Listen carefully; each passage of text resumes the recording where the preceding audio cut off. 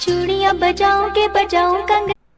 क्यों लखीमपुर वाले चच्चू, आपको रोस्ट कर दिया तो आप गाली गलौज करेंगे, आप धमकी देंगे?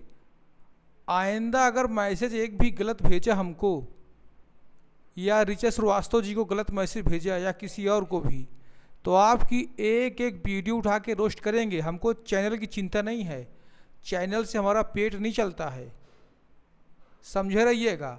हमारे पास 30,000 सब्सक्राइबर है, कोई टेंशन नहीं। आपके 9 लाख सब्सक्राइबर हैं, फायर बराबर होता है।